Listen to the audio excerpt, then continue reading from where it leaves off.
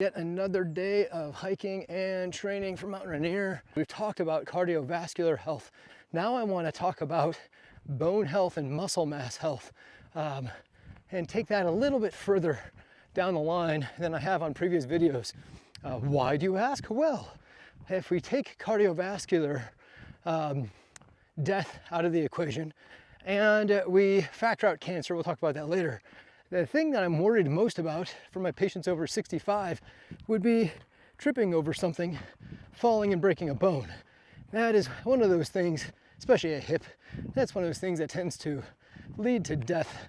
For some people immediately, for some people it takes a little while, but it's a miserable kind of end sometimes. And so I'd like for my patients to avoid that if possible, of course. I'm bouncing this camera everywhere today, aren't I? Shout out to Bo, who's gonna have to figure out how to make this look better. But yeah, let's dive deep. First off, muscle mass. Muscle mass is extremely important to maintain and very hard to maintain after 65, even after 50, to be honest. So you've got to put in more effort, more consistently to maintain that muscle mass than you do when you're in your 20s.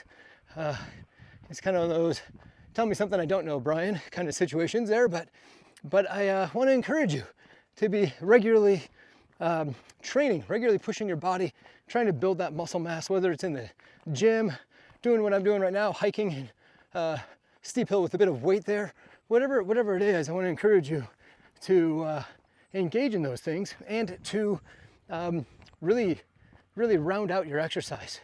Try to do multiple different styles of exercise if you can. But as we build muscle mass and maintain muscle mass, we also want to be aware of the difference between fast twitch and slow twitch muscles.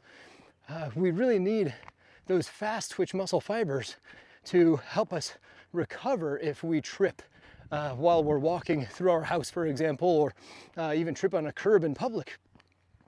If you have fast twitch muscle fibers that are engaging regularly, you're more likely to kind of catch yourself when you stumble. Even if you fall, you're more likely to catch yourself with your hands almost in a push-up position instead of falling and kind of going face first. So as you're building your muscle mass and you're exercising, you want to make sure that you're getting some reflex type muscular activity in, whether you're actually playing sports or whether you're hiking, jump roping, doing plyometrics, or even if you're in the gym and you're doing weight-based work, taking some of those reps and without explosively destroying your muscles, don't hurt yourself, but try to speed them up. Let's say, for example, you're doing bench press and a set of 10 takes you 30 seconds to do. Well, one day see if you can do it in 25 or 20. See if you can speed that up a little bit without tearing anything. Don't injure yourself and slow down the whole process. That's the goal, is to see if you can keep those fast twitch muscles going.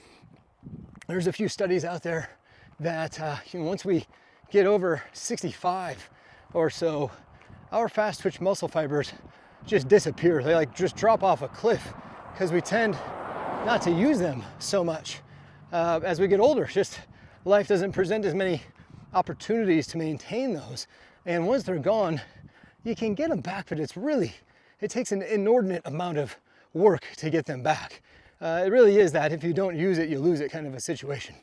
So I want to encourage you to maintain that. Along with that, we have bone density.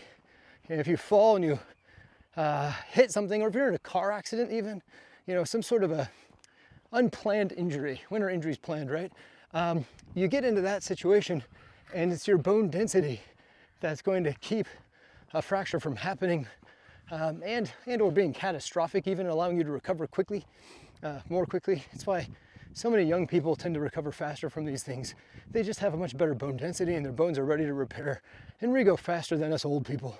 So, well, what do we do about that? Number one, if you live in the Pacific Northwest like I do, I highly, highly recommend you to be taking a significant amount of vitamin D on a regular basis. Check your labs. It's possible to overdose on vitamin D. That said, my entire career, I've only seen it one time ever up here. And that person was taking somewhere around 50,000 units daily for over a year before they started to overdose. It was a massive amount. Around here, I tend to find most people need somewhere between 5,000 and 10,000 units a day. That said, every once in a while I see that person who's outside a lot, or maybe they travel a lot and they absorb vitamin D through their skin really well, and maybe they only need 3,000 units a day to get them into a good level. And so that's where getting your levels tested on a regular basis would be beneficial. I know it takes an extra test, but just starting off with some basics there. But getting that vitamin D on board. That vitamin D gets calcium where it's supposed to go. Get those bones building up strong.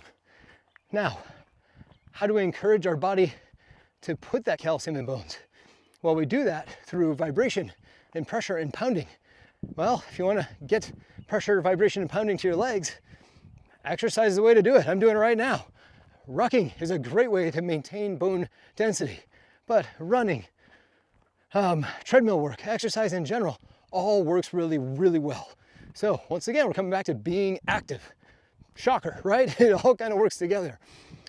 Final thing to think about though is also hormone health. We're going to do a whole separate video on hormone health, but our hormones help to maintain our muscle mass, maintain our bone mass.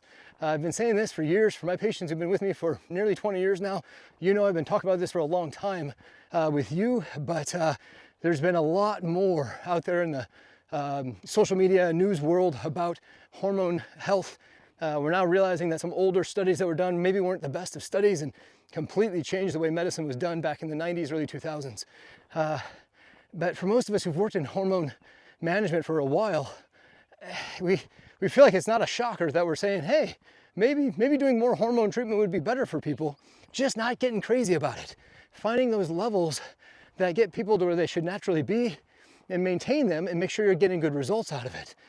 Getting the muscle mass to do well, getting metabolism up, helping people to feel better, more active, and then also that should encourage our bone density to be strong as well. And so those are the goals there. Like I said, we'll do a deep dive on hormones later. But remembering that they regulate so much in our body, don't shy away from getting them tested and chatting with a provider who's used to treating them too. The generic normal ranges on labs are not as accurate as one would like them to be. And so getting connected with a provider who does hormone work would be very beneficial also, just so you know that you're actually looking at things correctly. So yeah, overall encouragement today, we want to maintain that bone density, maintain that muscle mass, especially those fast twitch muscle fibers. But in general, the more muscle mass you have, the longer you're going to live. A lot of studies have been showing that overall. And then on top of that, I just want to encourage you to get those VO2 maxes up, really push your cardio, get yourself breathing heavy. People who have higher VO2 max live longer lives. Yeah, go figure out that one too. It just all kind of makes sense. So yeah, hope you're all doing well out there and getting after some form of exercise or even creating a plan and getting ready to make it easy and introduce it into your life. That's a win too. So yeah, and thank God it's not raining right now. I'll take that too. All right, well, until next time when I'm bored out of my mind and hiking and needing something else to ramble on about, hope you're all having a good one.